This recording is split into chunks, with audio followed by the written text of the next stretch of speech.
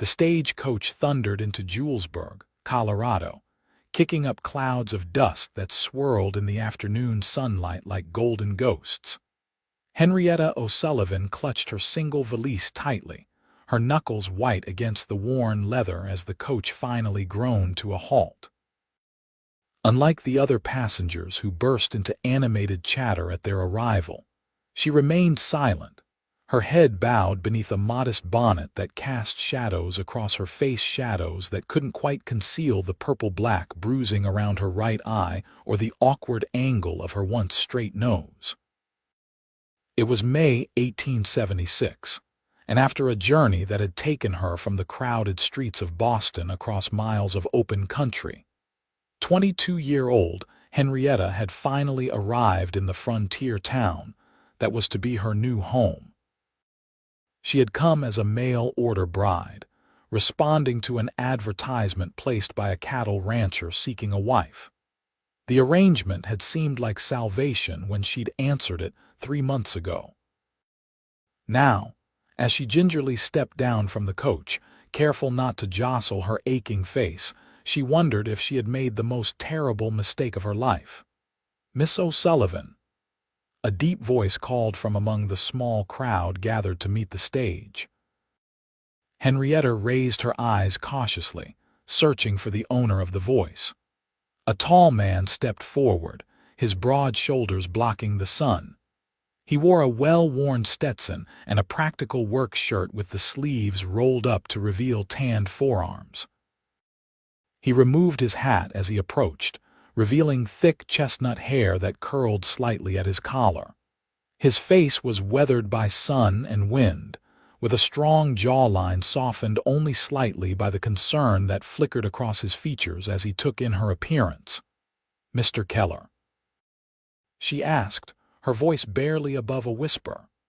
"Cole Keller," he confirmed with a nod, his eyes a startling clear blue never leaving her face. "You're Henrietta," she nodded, immediately regretting the movement as pain shot through her face. She couldn't help the small gasp that escaped her lips. Cole Keller's expression hardened as he took in the full extent of her injuries. His jaw tightened, and something dangerous flashed in his eyes. He stepped closer, gently taking her valise from her trembling hand. When he spoke again, his voice was low and controlled, but edged with steel. "Show me who did this," he said, his gaze scanning the other passengers who were now dispersing into town. Henrietta stiffened, instinctively drawing back. "No one here," she managed to say.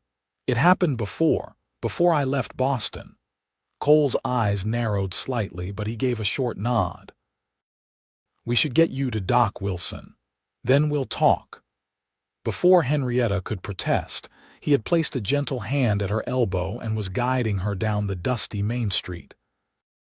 The simple courtesy of his touch, so different from the brutal hands that had marked her face, nearly undid her carefully maintained composure. She blinked rapidly, fighting back tears that would only add to her humiliation. "I'm sorry," she whispered. "This isn't how I wanted to meet you." Cole glanced down at her, his expression softening somewhat. "None of this is your fault, Miss O'Sullivan, but whoever did this." He left the sentence unfinished, but the cold fury in his voice made his meaning clear. The doctor's office was a modest clapboard building near the center of town. Cole ushered her inside, where an elderly man with kind eyes and silver-streaked hair looked up from his desk. "Cole," he greeted, before his gaze fell on Henrietta. "Good heavens." "Doc Wilson, this is Miss Henrietta O'Sullivan," Cole said formally. "She's just arrived on the stage from back east." "And met some trouble along the way, I see," Doc Wilson said, rising from his chair and gesturing toward an examination table. "Please, sit down, young lady." "The injuries aren't from the journey," Cole said, his voice tight. "She had them before she left Boston." Doc Wilson's eyebrows rose slightly, but he asked no questions as he gently examined Henrietta's face, his touch professional and careful. Henrietta endured the examination in silence, trying to ignore the weight of Cole Keller's presence as he stood by the door, his arms crossed over his chest. "The nose is broken, but it's begun to set," Doc Wilson finally pronounced. "Not much to be done about it now without causing more harm than good. The eye will heal in time. Any other injuries I should know about, Miss O'Sullivan?" Henrietta hesitated, aware of Cole's intense gaze. "Some bruising," she admitted quietly. "On my arms and my back." Doc Wilson's face remained professionally neutral, but his eyes flickered briefly to Cole, who had gone very still by the door. "I have a salve that will help with the pain and swelling," the doctor said, turning to a cabinet filled with jars and bottles. "Apply it morning and night, and take it easy for the next few days. No strenuous activity."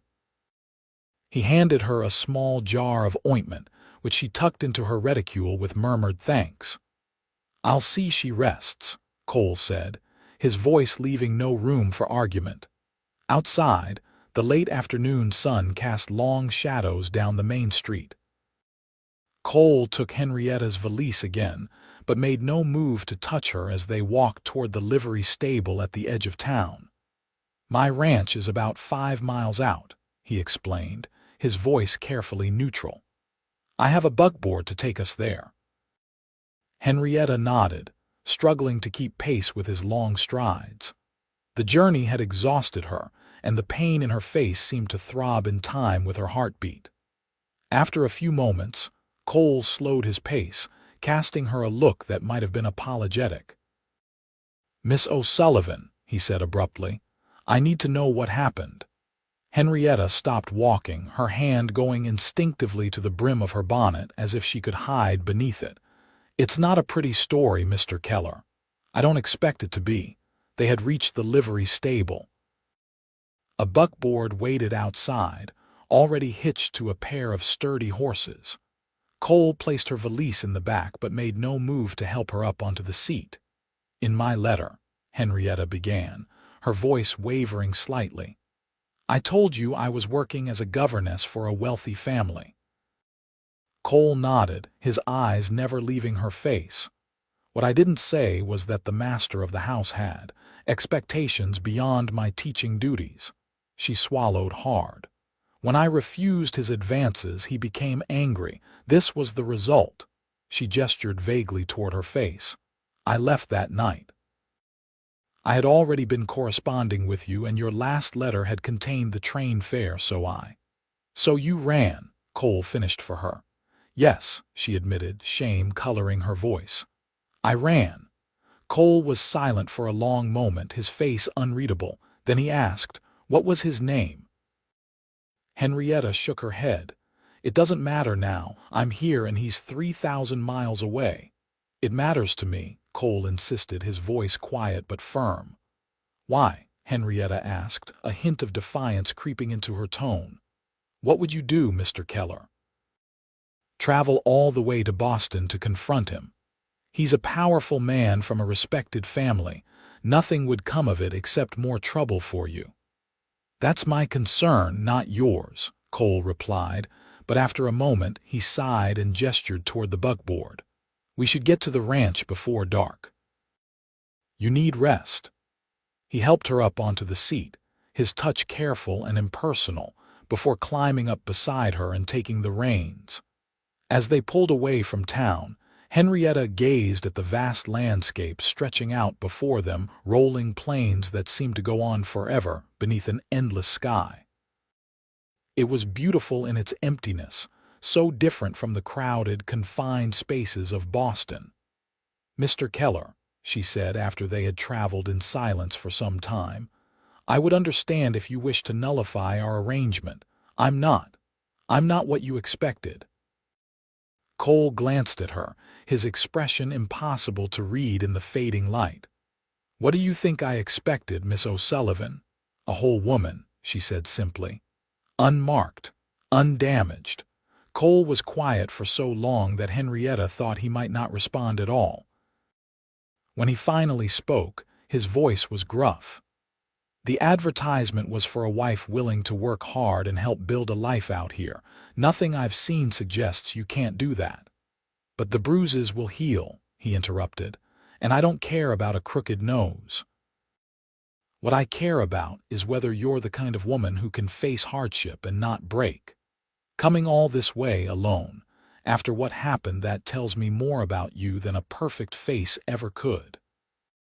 His words, practical and unsentimental as they were, brought an unexpected lump to Henrietta's throat.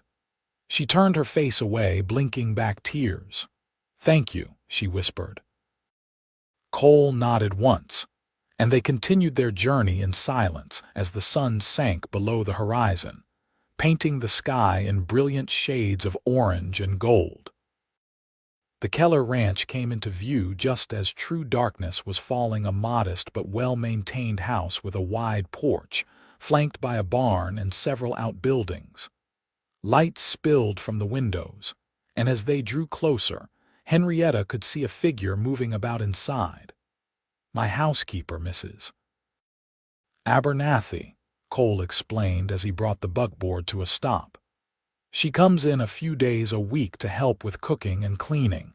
I asked her to stay late today to help get you settled." The thought of facing a stranger, another set of eyes to take in her battered appearance, made Henrietta's stomach tighten with anxiety. But there was no avoiding it as Cole helped her down from the buckboard and led her up the porch steps. Mrs. Abernathy proved to be a stout, no-nonsense woman in her 50s with sharp eyes that took in Henrietta's condition in a single glance. To her credit, she asked no questions, merely welcoming Henrietta with a brief nod before ushering her inside. "Supper's on the stove," she told Cole. "I've made up the spare room for Miss O'Sullivan and heated water for a bath." "Thank you, Mrs. Abernathy," Cole said. "Would you show Miss O'Sullivan to her room? I'll see to the horses." The spare room was small but comfortable, with a narrow bed covered in a patchwork quilt, a plain wooden dresser, and a washstand. A copper tub had been set up behind a screen, steam rising invitingly from the water. "You'll feel better after a proper wash, Mrs. Abernathy said, her voice softening slightly. "Take your time. I'll leave a clean nightgown on the bed, one of my daughter's that she left behind when she married. It might be a bit large, but it'll do until we can see about getting you some proper things." Left alone, Henrietta sank gratefully into the warm water, letting it soothe her aching body.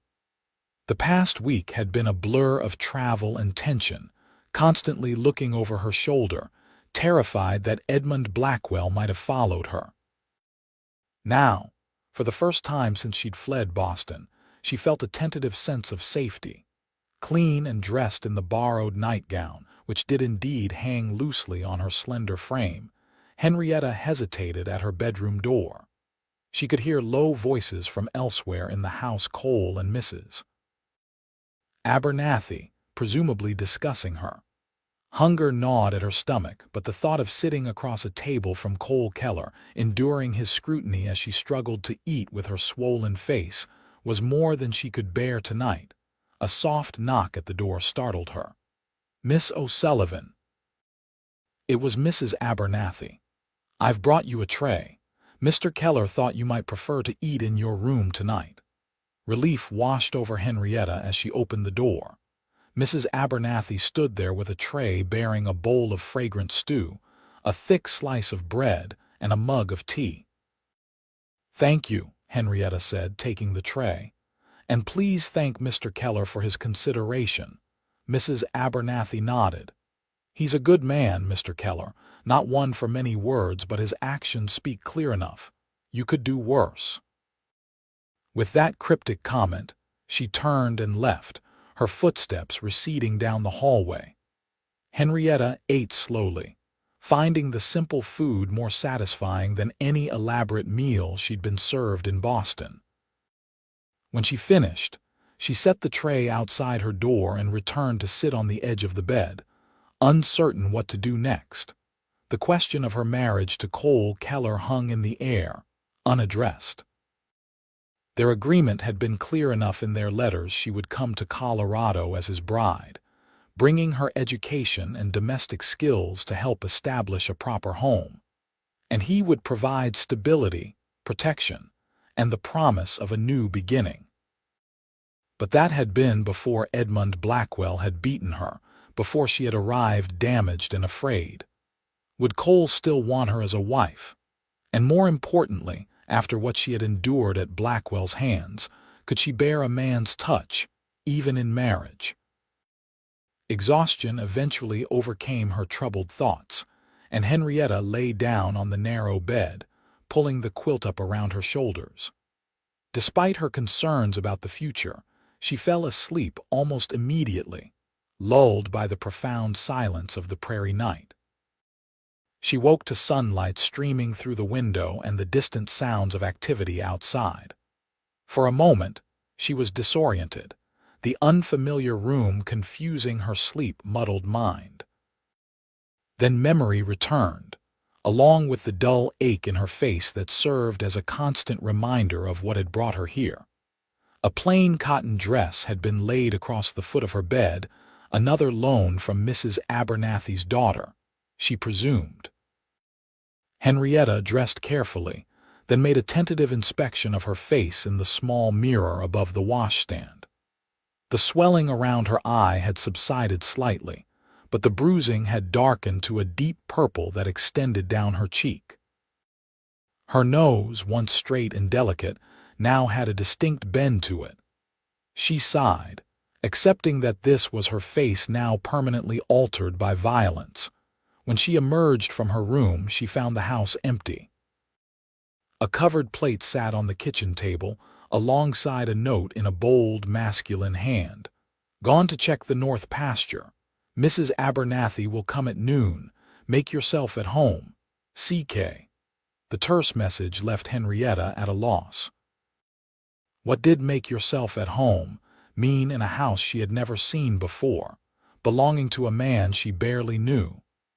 After eating the breakfast that had been left for her, eggs, bacon, and biscuits, now cold, but still tasty, she decided to explore her surroundings.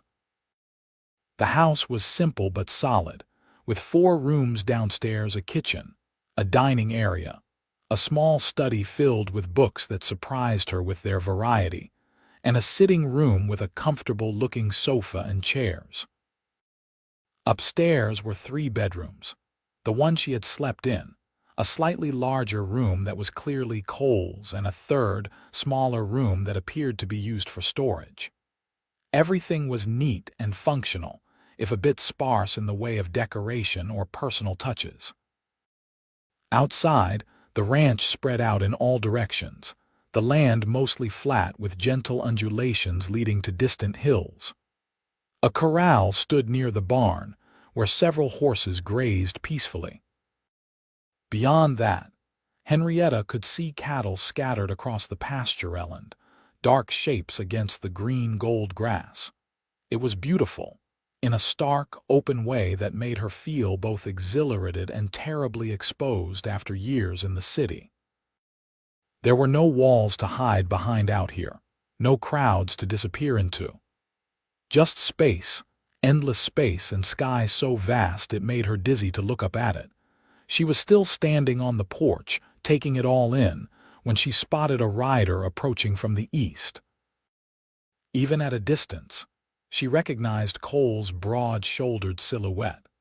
Her heart quickened inexplicably as she watched him draw nearer, his horse moving at an easy lope across the open land. He reined in near the barn, dismounting with the fluid grace of a man who had spent most of his life on horseback. After removing the saddle and turning the horse into the corral, he looked up and saw her on the porch. He raised a hand in greeting before striding toward the house. "Good morning," he said as he climbed the porch steps, removing his hat. "Did you sleep well?" "Yes, thank you," Henrietta replied, suddenly aware of how exposed her face was in the bright morning light.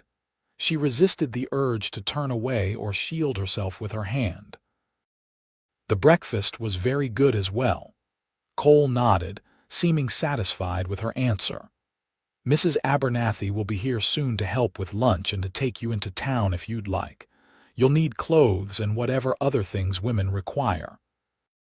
He said this last part with a hint of awkwardness, as if venturing into territory he wasn't entirely comfortable with. "That's very kind, but I'm afraid I don't have much money," Henrietta admitted. "What I had went to secure a place on the stage after." She trailed off, not wanting to mention Edmund Blackwell again. "I've already arranged it with Mr. Patterson at the general store," Cole said, as if it were a matter of no importance. "Get whatever you need. He'll put it on my account." Henrietta stared at him, taken aback by this casual generosity. "Mr. Keller, I can't accept—" "You can and you will," he interrupted firmly. "You're to be my wife, Miss O'Sullivan. That means what's mine is yours, including the ability to outfit yourself properly. I won't have people thinking I can't provide for you." The reminder of their impending marriage sent a flutter of nerves through Henrietta's stomach. "About that," she began hesitantly, "our arrangement—" Cole's expression closed slightly. "Has something changed? Do you wish to return east?" "No." The vehemence of her response surprised them both. She took a breath to compose herself. "No, I don't wish to return. I thought perhaps you might have reconsidered given the circumstances." Cole studied her for a long moment, his blue eyes unreadable. "If you're referring to your face," he said bluntly, "I already told you that doesn't matter to me." "It's not just that," Henrietta said, forcing herself to meet his gaze. "After what happened, I'm not sure I can be a proper wife, in all ways." Understanding dawned in Cole's eyes, followed by something that might have been anger, though Henrietta sensed it wasn't directed at her. "Miss O'Sullivan," he said quietly, "when I advertised for a wife, I was looking for a partner, not a convenience. I need someone to help build a life here, to make this place a home. The rest will come in time, if it comes at all." His words should have reassured her, but they left Henrietta feeling oddly disappointed. She had expected, perhaps, some declaration of desire despite her damaged appearance, some insistence that he still found her attractive. Instead, he spoke of partnership and practicality, as if their marriage would be nothing more than a business arrangement. Which, of course, was exactly what it was supposed to be. "Thank you for understanding," she said, keeping her voice steady. "And for your generosity with the store account." Cole nodded, seeming relieved that the awkward conversation was over. "I need to check the fence line on the west pasture. I should be back by supper." He turned to go, but Henrietta called after him. "Mr. Keller," he paused, looking back at her. When are we to be married?" A faint smile touched his lips, softening his weathered features. "Whenever you're ready, Miss O'Sullivan. The preacher comes through town every third Sunday. That's 3 days from now, if you think that's enough time." 3 days.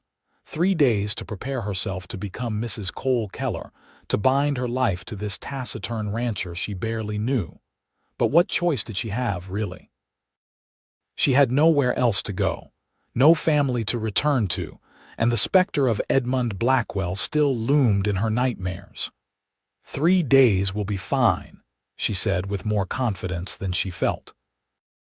Cole nodded once more, settled his hat back on his head, and strode toward the barn, leaving Henrietta to wonder if she had just made the wisest decision of her life, or the most foolhardy. Mrs. Abernathy arrived promptly at noon, bringing with her a basket of fresh bread and preserves. She took one look at Henrietta and declared that a trip to town was exactly what was needed. "Nothing sets a body to rights like new clothes," she said firmly. "And you'll want to look your best for the wedding, I expect." "Mr. Keller told you?" Henrietta asked, surprised. Mrs. Abernathy chuckled. "He didn't have to. Why else would he have sent for you? Cole Keller isn't the kind of man to bring a woman all the way from Boston just for conversation." Henrietta felt her cheeks warm at the implication, though she knew Mrs. Abernathy meant no disrespect. "He seems like a good man," she ventured. "One of the best," Mrs. Abernathy confirmed as she bustled about the kitchen, preparing a light lunch. "Lost his parents young, built this place up from almost nothing. Never heard him raise his voice or raise his hand to man or beast." She cast a significant look at Henrietta's bruised face. "Not like some men." Henrietta looked down at her hands. "He told you what happened." "He didn't have to tell me anything. I've been on this earth long enough to know what it looks like when a man uses his fists on a woman." Mrs. Abernathy's voice was matter-of-fact, without pity. "But that's behind you now. Cole won't let anyone harm you again, you can be sure of that." After lunch, they took Cole's buckboard into Julesburg. The town looked different in daylight, busier, less intimidating than it had seemed upon her arrival. Mrs. Abernathy guided her straight to Patterson's General Store, a large establishment that seemed to carry everything from farm implements to fancy ribbons. Mr. Patterson himself greeted them, a portly man with twinkling eyes and a ready smile. If he was startled by Henrietta's appearance, he hid it well. "Miss O'Sullivan, we've been looking forward to meeting Cole Keller's bride. Mrs. Abernathy says you're in need of a few necessities." "More than a few," Mrs. Abernathy interjected. "The poor girl lost most of her things on the journey. We'll need dresses, undergarments, nightclothes, and fabric for a wedding dress if you have anything suitable." Mr. Patterson beamed.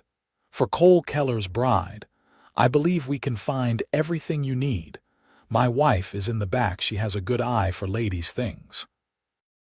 The next 2 hours were a whirlwind of activity as Mrs. Patterson, a cheerful woman with clever fingers, helped Henrietta select and try on ready-made garments, took measurements for others to be altered, and presented an array of fabrics for a wedding dress. Henrietta, overwhelmed by their kindness and generosity, found herself agreeing to more purchases than she had intended. "Mr. Keller said to get what I needed," she protested weakly as Mrs. Patterson added yet another item to their growing pile. "And so you shall," Mrs. Patterson said firmly. "A rancher's wife needs proper clothes for work and for town, and Cole Keller can well afford it. His herd is one of the best in the county." It wasn't until they were heading back to the ranch, the buckboard laden with packages, that Henrietta realized she had just spent an afternoon being treated as Cole Keller's future wife, not as the battered stranger who had arrived on yesterday's stage. The people of Julesburg had accepted her without question, taking their cue from Cole's clear intention to honor their arrangement despite her damaged appearance. The realization brought tears to her eyes, tears of gratitude and relief, but also of uncertainty. These people expected her to become Mrs. Cole Keller in 3 days' time, to take her place as the wife of a respected rancher. But what did she know of being a wife? What did she know of Cole Keller beyond their brief exchanges of letters and their even briefer conversations since her arrival? Having second thoughts, Mrs. Abernathy asked shrewdly, noticing Henrietta's silence. "Not second thoughts exactly," Henrietta said carefully. "Just wondering if I'm making a mistake. Mr. Keller and I are strangers to each other." Mrs. Abernathy clucked her tongue. "Many a good marriage has started with less. My own husband and I knew each other just 2 weeks before we wed. Been together 36 years now." "But you weren't mail order," Henrietta pointed out. "No, but that doesn't signify. What matters is the kind of people you are, not how you came to be together." Mrs. Abernathy gave her a sidelong glance. "Cole's a good man, like I said, steady, hard-working, honest to a fault. He'll treat you right. And if I can't be the wife he needs," Henrietta voiced her deepest fear. "If I'm too damaged," Mrs. Abernathy's face softened with unexpected compassion. "Child, we're all damaged in one way or another. The question is whether we let it break us or make us stronger." They rode the rest of the way in companionable silence, Henrietta turning Mrs. Abernathy's words over in her mind. By the time they reached the ranch, Cole had returned from his work and was waiting on the porch, his expression lightening visibly at the sight of them. He came to help unload the buckboard, eyebrows rising slightly at the number of packages. "Looks like you found what you needed," he commented, his tone neutral. "Mr. and Mrs. Patterson were very helpful," Henrietta said, suddenly anxious that he might think she had taken advantage of his generosity. But Cole merely nodded, gathering an armful of packages to carry inside. "Good. I want you to be comfortable here."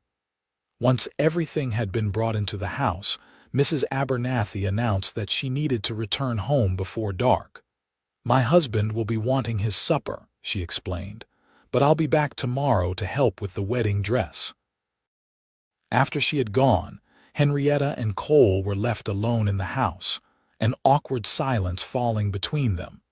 Henrietta busied herself arranging her new purchases, acutely aware of Cole's presence as he moved about the kitchen, apparently preparing to cook dinner.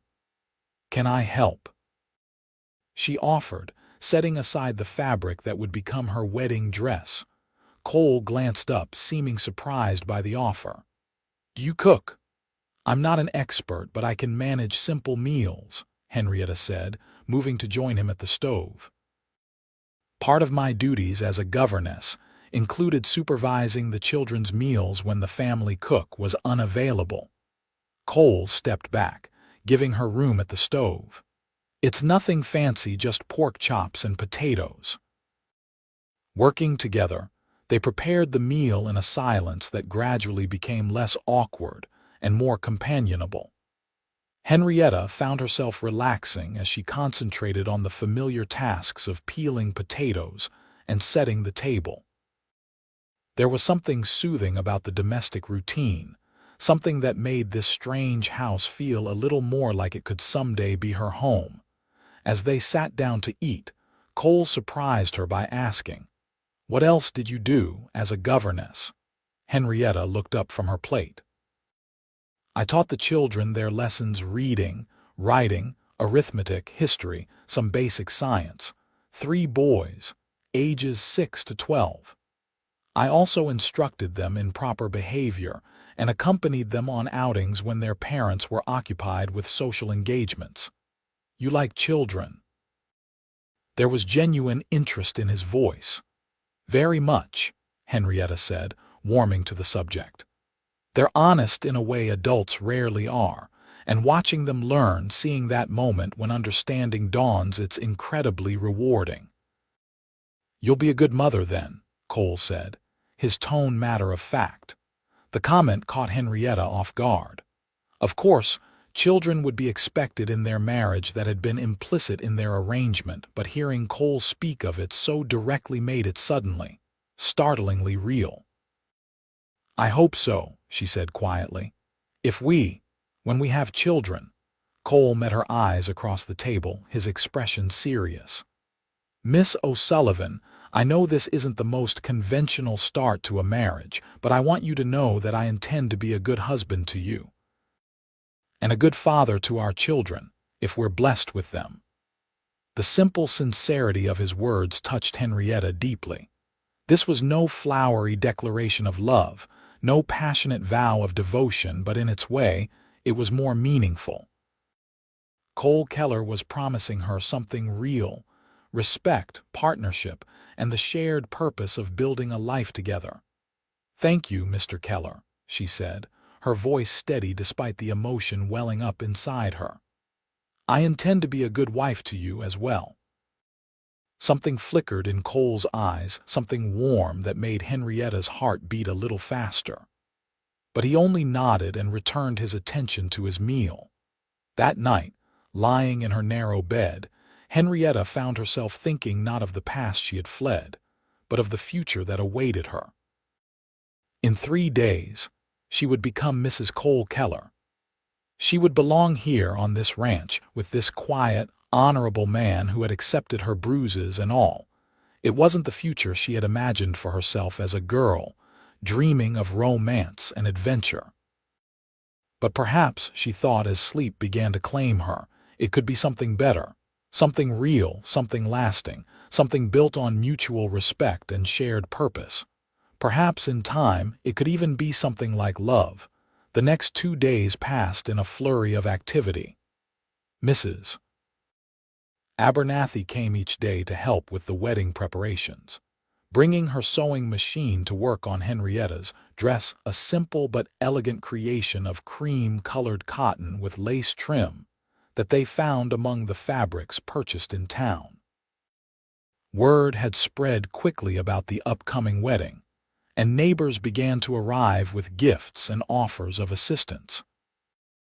Henrietta met the Hansons, who ran the neighboring ranch to the east, the Wilsons, with Doc Wilson introducing his wife and 3 grown children, and the Petersons, who owned a small farm to the south where they grew vegetables to sell in town. Each family welcomed her warmly, tactfully avoiding mention of her injuries, which were beginning to fade from angry purple to a sickly yellow-green. Through it all, Cole maintained his quiet, steady presence. He worked the ranch during the days, coming in for meals and spending the evenings with Henrietta, gradually opening up as they got to know each other. She learned that he had come west at 17 after his parents died of influenza, working as a ranch hand until he saved enough to buy his own small herd. Over the years, he had built the Keller Ranch into one of the most successful in the area, known for the quality of its cattle and the fair dealings of its owner. In turn, Henrietta told him about growing up as the daughter of a schoolteacher in Boston, losing both parents by the age of 18, and supporting herself as a governess for several families, before taking the position with the Blackwells, though she still avoided mentioning Edmund Blackwell by name or going into detail about what had happened. The evening before their wedding, after Mrs. Abernathy had left with a final list of instructions for the following day, Cole and Henrietta sat on the porch, watching the sun set over the distant hills. A comfortable silence had fallen between them, broken only by the evening sounds of the ranch horses nickering in the corral, cattle lowing in the distant pasture, the call of a nighthawk as it began its evening hunt. "It's beautiful here," Henrietta said softly. "So different from Boston. Everything there is crowded and closed. Here there's just space." Cole nodded, his profile outlined in gold by the setting sun. "That's what I love about it. Room to breathe, room to be yourself without anyone crowding you." "Is that why you came west?" Henrietta asked. "For the space?" Cole was quiet for a moment, considering. "Partly," he finally said. "After my parents died, there wasn't much holding me to Pennsylvania. I wanted to build something of my own, something that would last. Out here, a man can do that if he's willing to work hard enough." "And now you have," Henrietta observed, gesturing toward the well-maintained buildings and the healthy cattle grazing in the distance. "Started to," Cole corrected her. "But a ranch isn't just land and cattle. It's a home, a place where life happens." He glanced at her, his expression softening in the fading light. "That's why I wrote that advertisement. A man needs a wife to make a house into a home." "Is that all you want from a wife?" Henrietta asked, surprising herself with her boldness. "Someone to keep house?" Cole turned to face her fully, his blue eyes intent. "No," he said simply. "I want a partner. Someone to share the good days and help weather the bad ones. Someone to build a family with." His gaze dropped briefly to her lips, and for a heart-stopping moment Henrietta thought he might kiss her. But he only reached out to touch her hand lightly where it rested on the porch railing. "We should get some rest," he said, his voice slightly rough. "Tomorrow's an important day." Henrietta nodded, her pulse fluttering at the brief contact. "Good night, Mr. Keller." A smile touched his lips. "I think after tomorrow you should probably call me Cole." "Cole," she repeated softly, "and you should call me Henrietta." "Henrietta," he said, as if testing the sound of her name on his lips. "Good night."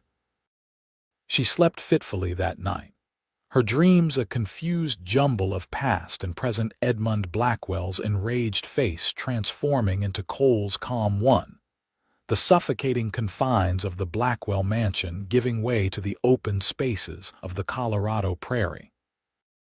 She woke early, her heart pounding, to find sunlight streaming through her window and the sound of activity already coming from downstairs. Mrs. Abernathy had arrived with her husband, a taciturn man who nodded politely to Henrietta before heading outside to help Cole with last-minute preparations. The ceremony would take place at the ranch, with Reverend Thompson officiating when he arrived from his circuit through the outlying homesteads. "Time to get you ready, my dear," Mrs. Abernathy said briskly, ushering Henrietta back upstairs with a pot of coffee and a plate of breakfast pastries. "Can't have Cole seeing you before the wedding, it's bad luck." The morning passed in a blur of preparations. Mrs. Abernathy helped Henrietta bathe and dress, skillfully arranging her hair to frame her face in a way that minimized the still visible bruising. The wedding dress fit perfectly, the cream color complementing Henrietta's dark hair and bringing out the warm undertones in her skin. "You look beautiful," Mrs. Abernathy declared, stepping back to admire her work. "Cole won't know what hit him." Henrietta studied her reflection in the small mirror, hardly recognizing the woman who looked back at her. Despite the fading bruises and the slightly crooked set of her nose, there was a light in her eyes that hadn't been there when she arrived in Julesburg. A sense of hope, perhaps, or the beginnings of happiness. By noon, guests had begun to arrive, the neighbors Henrietta had met over the past 2 days, along with others from farther afield who had come to welcome Cole Keller's bride. They gathered in the front yard, where chairs had been arranged in rows facing a simple arch decorated with wildflowers and ribbon. Peering through her bedroom window, Henrietta could see Cole standing near the arch, dressed in a clean black suit that emphasized the breadth of his shoulders and the lean strength of his frame. He looked handsome and slightly uncomfortable, tugging occasionally at his collar as he spoke with Reverend Thompson, a tall, thin man with a shock of white hair. A knock at the door announced Mrs. Abernathy, come to tell her it was time. "Ready?" the older woman asked, her eyes kind. Henrietta took a deep breath, smoothing her hands over the skirt of her wedding dress. "As ready as I'll ever be," she said, managing a smile. Mr. Abernathy was waiting at the bottom of the stairs to escort her, taking the place of the father she no longer had. He offered his arm with an awkward courtesy that touched Henrietta deeply. "Thank you," she murmured as they stepped onto the porch. "My honor, miss," he replied gruffly. "Cole's a good man. You'll do well together." The guests rose as Henrietta and Mr. Abernathy emerged from the house. Someone Mrs. Peterson, Henrietta thought, began playing a violin, the sweet notes of a wedding march filling the air. Henrietta kept her eyes on Cole as she walked slowly toward him, her heart pounding so loudly she was sure everyone must hear it. Cole turned to watch her approach, and the expression that crossed his face made Henrietta's breath catch. His eyes widened slightly, his lips parting as if in surprise, and then a smile spread across his features, a real smile, wider and warmer than any she had seen from him before.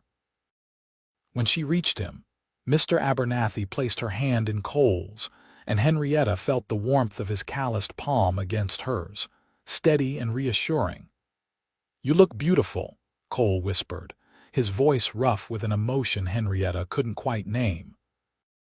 Before she could respond, Reverend Thompson began the ceremony, his sonorous voice carrying clearly across the assembled guests. The words were familiar, the traditional vows of matrimony that had united couples for generations, but they took on new meaning as Henrietta repeated them, promising to love, honor, and cherish this man she had known for less than a week. When Cole spoke his vows, his eyes never left hers, and Henrietta felt something shift within her, a settling, as if pieces of her life that had been adrift were finally finding their places. "By the authority vested in me," Reverend Thompson concluded, "I now pronounce you husband and wife." He smiled at Cole. "You may kiss your bride." A flicker of uncertainty crossed Cole's face the first time Henrietta had seen him hesitate about anything. He seemed unsure whether she would welcome his touch after what she had told him about her fears. Making a decision, Henrietta squeezed his hand gently and tilted her face up toward his. Cole's expression softened, and he leaned down slowly, giving her every chance to pull away. His lips touched hers gently, a careful, chaste kiss that nonetheless sent warmth flooding through Henrietta's body. It was nothing like the forceful, demanding way Edmund Blackwell had tried to kiss her. This was an invitation, not a demand, a promise, not a threat. When Cole drew back, his eyes were dark with an emotion that made Henrietta's heart skip a beat. Then he smiled that rare, transformative smile and turned them both to face their guests as Reverend Thompson announced, "Mr. and Mrs. Cole Keller." The celebration that followed was simple but joyful. Tables had been set up in the yard, laden with food contributed by neighboring families. There was music, the Petersons' violin joined by Mr. Wilson's harmonica and young Jimmy Hanson's banjo, and dancing on a wooden platform Cole and his ranch hands had constructed for the occasion. Henrietta found herself welcomed into the community as Mrs. Cole Keller, accepted without question or reservation. No one mentioned her fading bruises or asked awkward questions about her past. These people took their cue from Cole, who treated her with a gentle respect that gradually helped her relax and enjoy her wedding day. As evening approached, guests began to depart, offering final congratulations and well wishes. Mrs. Abernathy was the last to leave, hugging Henrietta tightly before whispering, "Be happy, my dear. You both deserve it." And then they were a lone husband and wife, standing on the porch of what was now their home, watching the last wagon disappear down the road toward town. "Are you tired?" Cole asked, his voice gentle. Henrietta nodded. The day had been wonderful but overwhelming, especially after the emotional turmoil of the past weeks. "A little," she admitted. Cole hesitated, then said carefully, "I've made up a bed for myself in the study, I thought. That is, I know this has all happened very quickly. You should have time to adjust." Gratitude and an unexpected twinge of disappointment warred within Henrietta. "That's very considerate of you," she said softly. "I meant what I said before," Cole continued, his eyes serious. "I want to be a good husband to you, Henrietta. That means respecting your boundaries and giving you time." Impulsively, Henrietta reached out and took his hand. "Thank you, Cole. Not many men would be so understanding." His fingers closed around hers, warm and strong. "Not many men would be fool enough to risk losing a wife like you by pushing too hard." A smile touched his lips, softening his words. "I'm a patient man.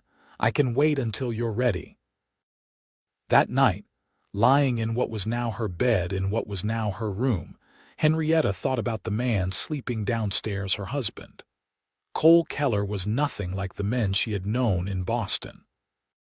He lacked their polished manners and cultured speech, but he possessed something far more valuable: a fundamental decency, a respect for others that seemed as natural to him as breathing. For the first time since Edmund Blackwell had attacked her, Henrietta felt truly safe. More than that, she felt a cautious optimism about the future, her future with Cole, on this ranch that was already beginning to feel like home. The days following the wedding settled into a pattern as Henrietta, and Cole adjusted to married life.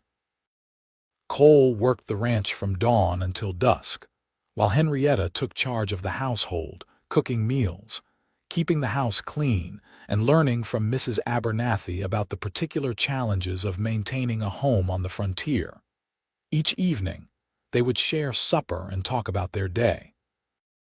Cole began teaching Henrietta about the ranch operations, explaining his plans for expanding the herd and improving the breeding stock.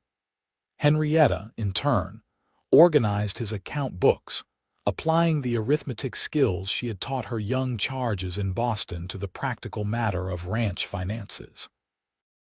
True to his word, Cole continued to sleep in the study, never pressuring Henrietta for more than she was ready to give. Their physical contact remained limited to brief touches, his hand on her elbow as he helped her into the buckboard, their fingers brushing as she passed him a plate at dinner, an occasional chaste kiss goodnight.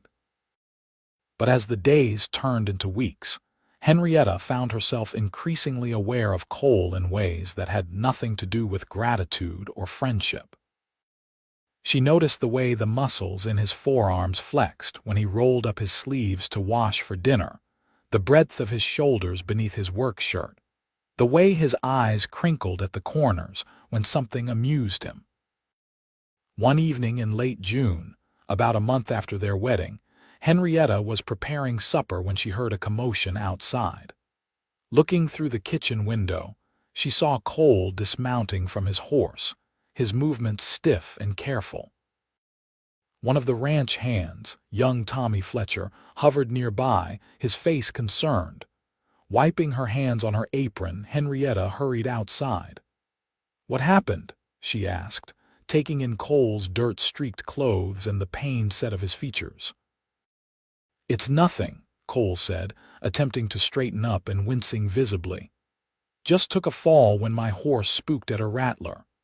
"He hit the ground hard, Mrs. Keller," Tommy said anxiously. "Landed right on his back. I told him we should ride for the dock, but he wouldn't hear of it." "I'm fine," Cole insisted. "Just bruised." Henrietta frowned, recognizing the stubborn set of her husband's jaw. "Thank you, Tommy," she said firmly. "I'll take care of him now." Once Tommy had left, she turned to Cole with her hands on her hips. "Inside," she ordered. "Right now." To her surprise, Cole complied without argument, allowing her to help him up the porch steps and into the house. In the kitchen, she eased him into a chair, noting how he couldn't quite suppress a groan as he sat down. "Let me see," she said, moving behind him. "It's just bruising," Cole repeated, but he didn't resist as Henrietta carefully lifted his shirt to examine his back. She gasped softly at the angry red marks already beginning to darken into bruises across his broad back. "You're lucky nothing's broken," she said, gently probing the worst areas with her fingertips. "But you're going to be very sore for a few days." "Wouldn't be the first time," Cole said with a wry smile that turned into a grimace as he shifted in the chair. "Stay put," Henrietta ordered. "I'll get some of Doc Wilson's liniment from the medicine cabinet." As she tended to Cole's injuries, applying the pungent-smelling liniment with careful hands, Henrietta was struck by the parallel to her own arrival in Julesburg. Now it was Cole who was hurting and she who was providing care. The symmetry of it felt right somehow, a balancing of the scales that further cemented their partnership. "You're good at this," Cole observed as her fingers worked the liniment into a particularly painful spot on his lower back. "I've had practice," Henrietta replied, thinking of the many times she had tended to the scrapes and bruises of her young charges in Boston. Children are always hurting themselves in one way or another. "Speaking of children," Cole said, his voice casual in a way that immediately alerted Henrietta that what he was about to say was important to him. "I've been thinking. The upstairs storeroom would make a fine nursery someday. Good light, close to our rooms." Henrietta's hand stilled on his back. "A nursery. For when we have children," Cole said, turning slightly to look at her over his shoulder. If you want them, that is. The simple question held layers of meaning. Cole was asking, in his indirect way, whether Henrietta was ready to consider a real marriage, not just the partnership they had established, but a full union that might lead to children. "I do want children," Henrietta said softly, resuming her ministrations to his injured back. "Very much." She felt Cole relax slightly under her hands. "Good," he said. "Me too." That night, after helping Cole to bed in his makeshift quarters in the study, the stairs to their bedroom would have been too much for his injured back. Henrietta lay awake in her solitary bed, thinking about their conversation. Cole wanted children. She wanted children. But to have children, they would need to be truly husband and wife. The thought no longer frightened her as it once had. Over the past month, Cole had proven himself to be everything she had hoped for in a husband: kind, respectful, hardworking, and unfailingly gentle. Her initial gratitude had deepened into genuine affection, and increasingly into something warmer, something that made her pulse quicken when he was near. Edmund Blackwell's brutality had left scars, but they were healing, just as the visible marks on her face had faded to faint shadows. Perhaps it was time to leave the past truly behind and embrace the future, her future with Cole. The next morning, Henrietta rose early to prepare breakfast, knowing Cole would be stiff and sore from his fall. She found him already up, moving carefully around the kitchen as he stoked the stove fire. "You should be resting," she chided, taking the poker from his hands. "Can't lie around all day," Cole said, though he relinquished the poker without argument. "The ranch doesn't run itself." "The ranch will survive if you take one day to recover," Henrietta insisted. "Tommy and the other hands can handle the essential work. You'll only make your injuries worse if you push too hard." Cole gave her a rueful smile. "When did my mail-order bride become so bossy?" "When her husband proved too stubborn for his own good," Henrietta retorted, but she was smiling too. This easy banter between them was new, a sign of their growing comfort with each other. To her surprise, Cole agreed to take it easy, settling in the sitting room with a book while Henrietta went about her daily chores. By mid-afternoon, however, he was visibly restless, unused to idleness. "I thought we might ride into town tomorrow," he said, as Henrietta brought him a cup of coffee. "If I'm to be an invalid, I might as well make myself useful by ordering those new fence posts we need. And perhaps you'd like to visit Mrs. Patterson at the store." "I'd like that," Henrietta said, pleased by the suggestion. She had grown fond of the storekeeper's wife, who had continued to be a source of practical advice and friendship. The next day dawned clear and warm, a perfect late June morning. Cole moved more easily, the worst of the stiffness having subsided with rest and regular applications of liniment. After breakfast, they hitched up the buckboard and set out for town, the rolling prairie stretching out around them, vibrant with early summer growth. Julesburg was busy, the main street crowded with wagons and riders. Cole pulled up in front of the general store, helping Henrietta down from the buckboard with careful hands before heading across the street to the lumber yard. "I'll meet you back here in an hour," he said, tipping his hat to her in a gesture that had become a familiar farewell. Inside the store, Henrietta was warmly greeted by Mrs. Patterson, who insisted she come into the back room for tea while Mr. Patterson attended to the other customers.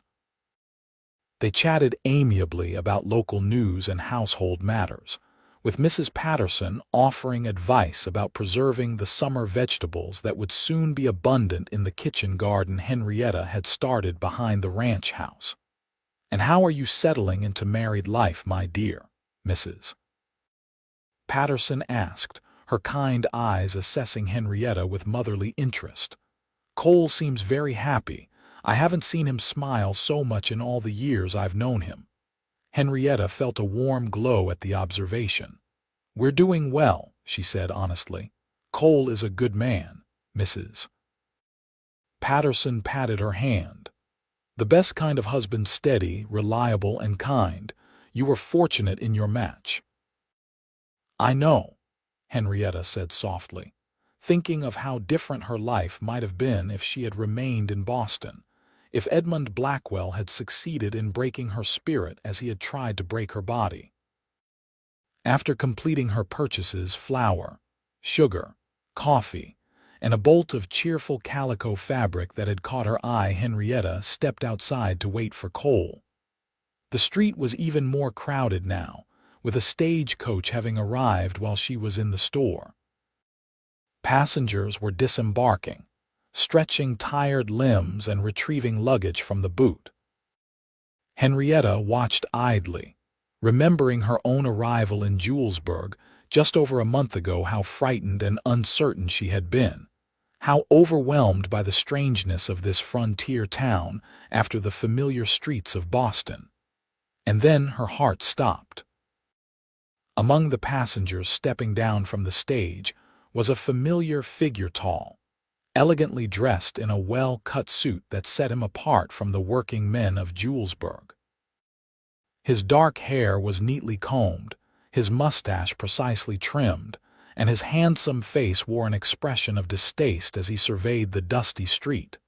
Edmund Blackwell. For a moment, Henrietta couldn't breathe, couldn't think, couldn't move. It was impossible. He couldn't be here, 3,000 miles from Boston, stepping off a stagecoach in Julesburg, Colorado, as casually as if he were arriving for dinner at his club. But it was him. There was no mistaking those aristocratic features, that arrogant bearing, that cold, calculating gaze that was now scanning the street as if searching for something, or someone. Panic seized Henrietta. She pressed back against the storefront, wishing she could melt into the weathered boards. But it was too late. Blackwell's gaze swept past her, then snapped back, recognition dawning in his eyes. A smile spread across his face, a smile Henrietta remembered all too well, the smile that had preceded the first blow, the one that had blackened her eye and set her nose bleeding. "Henrietta," he called, his cultured voice carrying easily across the busy street. What a delightful surprise! People turned to look, curious about this well-dressed stranger addressing Mrs. Cole Keller with such familiarity. Henrietta felt their gazes like physical touches, but she couldn't tear her eyes away from Blackwell as he began to cross the street toward her, that terrible smile still fixed on his face. "No," she whispered, her voice strangled in her throat. "No, please." And then, like an answer to her unspoken prayer, Cole was there, stepping between her and Blackwell with the solid, implacable presence of a mountain. "Can I help you?" he asked, his voice level but with an edge that made Blackwell pause mid-step. "I was merely greeting an old acquaintance," Blackwell said smoothly. "Miss O'Sullivan and I know each other from Boston." "Mrs. Keller," Cole corrected him, his emphasis on the married title unmistakable. "My wife." Blackwell's eyebrows rose in apparent surprise. "Wife, my congratulations." His gaze shifted to Henrietta, who was still frozen against the storefront. "Although I must say, Henrietta, you didn't waste any time replacing your position. From governess to rancher's wife in, what, a month? Quite an achievement." Cole's posture stiffened at the insinuation in Blackwell's tone. "I don't believe I caught your name," he said, his voice dangerously quiet. "Edmund Blackwell," came the reply, accompanied by a slight, condescending bow. "Of the Boston Blackwells." Cole was silent for a moment, his back to Henrietta so that she couldn't see his expression. But she saw the way his shoulders squared, the way his hands curled into fists at his sides. "Edmund Blackwell," he repeated, as if testing the name. "You're the one who did it, aren't you?" Blackwell's smile faltered slightly. "Did what exactly?" "You know exactly what," Cole said, taking a step closer to Blackwell, who instinctively backed up. You're the one who beat my wife, blackened her eye, broke her nose. A murmur went through the gathering crowd of onlookers. Violence against women was not unheard of in the West, but it was generally looked down upon, especially when the perpetrator was an outsider targeting one of their own. "I'm sure I don't know what you're talking about," Blackwell said, but his confident manner had slipped, revealing a flicker of uncertainty as he glanced at the hardening faces around him. "I think you do," Cole said, advancing another step. "I think you came all the way out here because you couldn't stand that she got away from you. Couldn't stand that she chose freedom over whatever sick game you were playing." Blackwell's expression darkened. "Be careful, Keller. You're making accusations that could be considered slander." "I'm a respected businessman who beats women," Cole finished for him, his voice rising so that everyone in the vicinity could hear. "Who breaks their noses and blackens their eyes when they refuse to submit to him?" The murmur from the crowd grew louder, more hostile. Blackwell's gaze darted from side to side, finally registering the danger in his situation. "This is absurd," he blustered. "I came west on business. Running into Miss O'Sullivan, Mrs. Keller, was mere coincidence." "Coincidence," Cole repeated flatly. "You expect me to believe that?" "Believe what you will," Blackwell snapped, his composure cracking further. "I have no interest in your wife or your backward little town. Now, if you'll excuse me, I have accommodations to secure." He turned as if to walk away, but Cole's next words stopped him cold. "You're not welcome here, Blackwell. Not in this town, not anywhere near my wife. Get back on that stage and go back east, or I can't be responsible for what happens next." Blackwell turned back slowly, his face flushed with anger. "Are you threatening me, Keller?" "No, sir," came a new voice from the crowd. Sheriff Myers stepped forward, his star glinting on his chest. "But I am. We don't take kindly to men who harm women in these parts. And while Mr. Keller here might be bound by the law, I've been known to look the other way when certain types of justice are served." Blackwell looked from the sheriff to Cole, then to the ring of unfriendly faces surrounding them. His hand moved toward his jacket, and for one heart-stopping moment, Henrietta thought he might be reaching for a weapon. But Cole was faster. In a single fluid motion, he grabbed Blackwell by the lapels and slammed him against the nearest hitching post. "Give me a reason," he growled, his face inches from Blackwell's. "Give me one reason to do what I've been wanting to do since the moment I saw my wife step off that stage with her face beaten and broken." Blackwell's face had gone pale, his eyes wide with genuine fear. "Unhand me," he gasped, struggling ineffectually against Cole's iron grip. "Cole," Henrietta said, finding her voice at last. She stepped forward, placing a gentle hand on her husband's arm. "He's not worth it." For a long moment, Cole didn't move, his gaze locked with Blackwell's.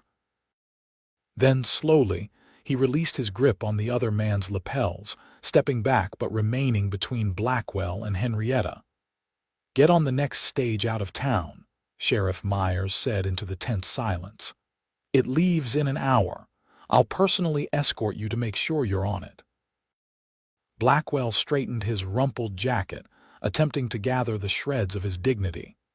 "This isn't over," he said, his voice low and venomous. "I don't take kindly to being manhandled by uneducated frontier trash." "It is over," Cole said with quiet certainty. "You'll never come near my wife again. If you try, if I ever see your face within 100 miles of here, I'll kill you. That's not a threat, Blackwell. That's a promise." The flat, matter-of-fact tone of Cole's voice seemed to finally penetrate Blackwell's arrogance. He looked at Henrietta, his expression hardening. "You're not worth the trouble," he spat. "You never were." With that, he turned and stalked away, followed closely by Sheriff Myers. As the crowd began to disperse, Henrietta felt her legs give way beneath her. Cole caught her before she could fall, his strong arms encircling her waist. "I've got you," he murmured, supporting her weight effortlessly. "You're safe now." "How did he find me?" Henrietta whispered, trembling against Cole's solid warmth. "How did he know where to look?" "It doesn't matter," Cole said firmly. "He's gone, and he won't be coming back, I promise you that."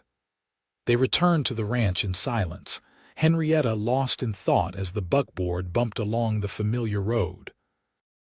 Cole seemed to understand her need for quiet, letting her process the shock of seeing Edmund Blackwell again, and the relief of watching him being driven away. By the time they reached home, the sun was setting, painting the prairie in shades of gold and crimson. Cole helped Henrietta down from the buckboard, his touch as gentle as always despite the violence he had nearly unleashed in town. "Are you all right?" he asked as they stood together in the yard, the day's fading light softening his concerned features. Henrietta considered the question carefully.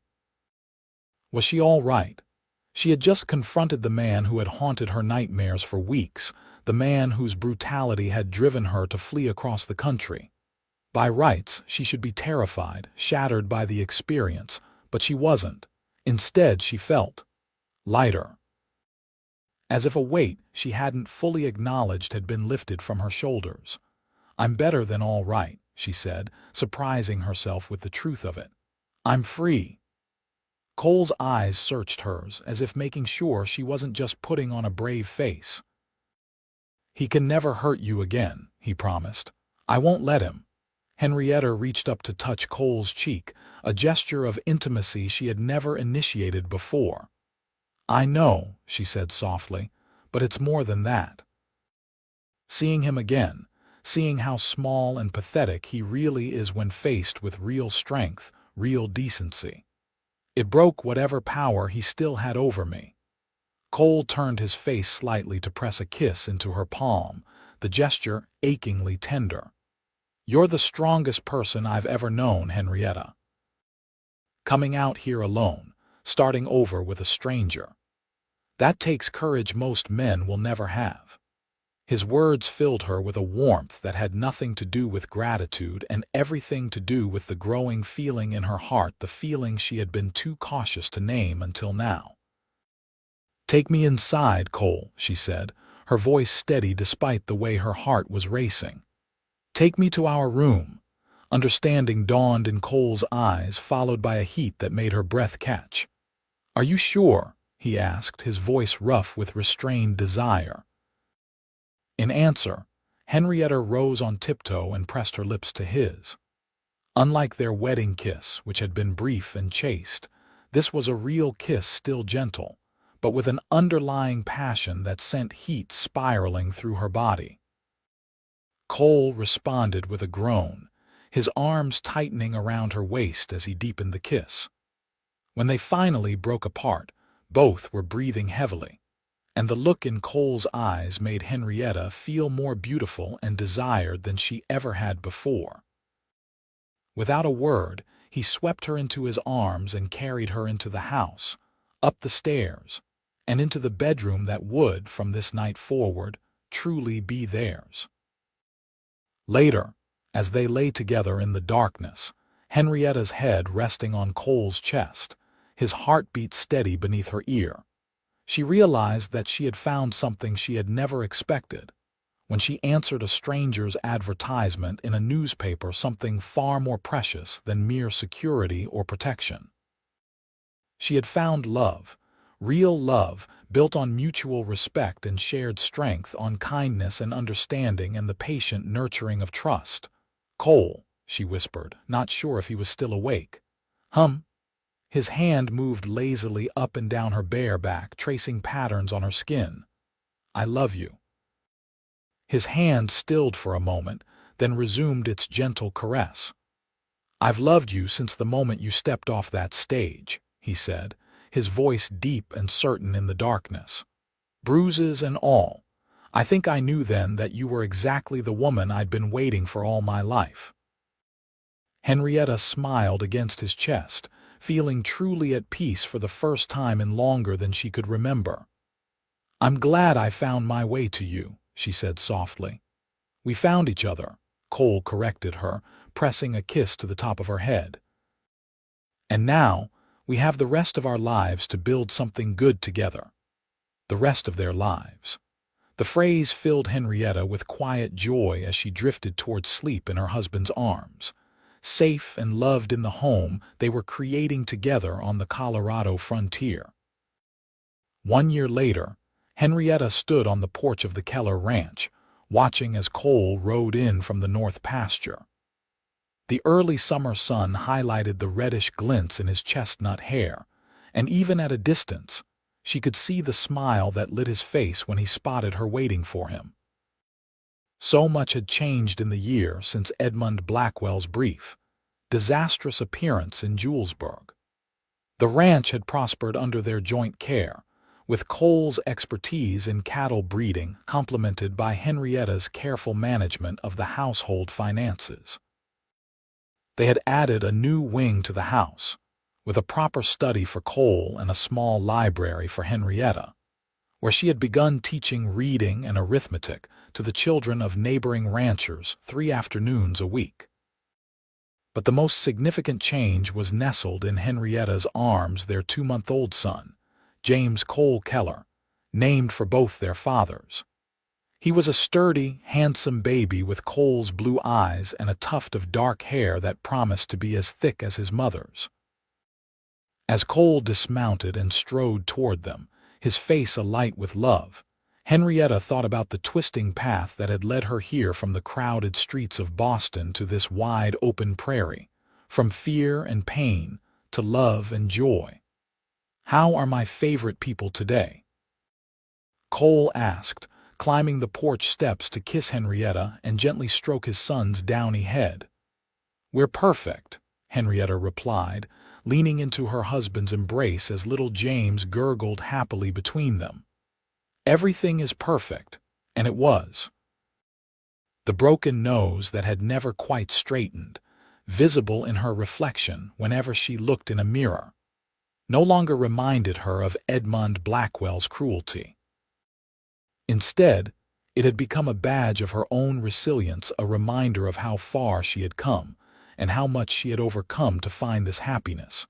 She had arrived in Julesburg a battered mail-order bride, uncertain of her future and afraid of her past. She stood now as Mrs. Cole Keller, cherished wife, devoted mother, respected teacher, a woman who had found not just safety, but true love on the Colorado frontier.